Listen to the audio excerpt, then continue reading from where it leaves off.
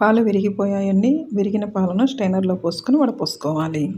Stove వెలిగించి pan పెట్టుకోవాలి. ప్యాన్లో 1 టేబుల్ స్పూన్ నెయ్యిని వేసుకొని జీడిపప్పు ముక్కలను వేయించుకొని పక్కన పెట్టుకోవాలి. అదే ప్యాన్లో స్ట్రైనర్లో పోసి వడపోసుకున్నాం కదా, ఈ పాల పదార్థాన్ని వేసుకొని కలుపుకోవాలి. స్టవ్ని లో ఫ్లేమ్లో పెట్టుకోవాలి. దీనిలో ఊరిన నీరు ఎగిరిపోయి దగ్గర పడే వరకు స్టవ్ని లో ఫ్లేమ్లో పెట్టుకొని మధ్య మధ్యలో కలుపుకుంటూ ఉండాలి. నీరు ఎగిరిపోయి దగ్గర పడింది కదా, ఇప్పుడు 3 టేబుల్ స్పూన్ల బెల్లమును వేసుకొని కలుపుకోవాలి. స్వీట్ దగ్గర పడే వరకు స్టవ్ని లో ఫ్లేమ్లో పెట్టుకొని మధ్య మధ్యలో కలుపుకుంటూ ఉండాలి.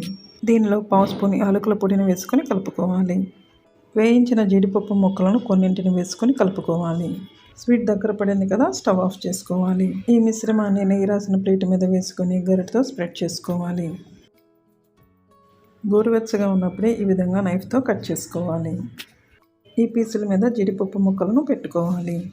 చల్లారిన తర్వాత ఈ విధంగా పీసులుగా కట్ చేసుకొని తింటే చాలా బాగుంది.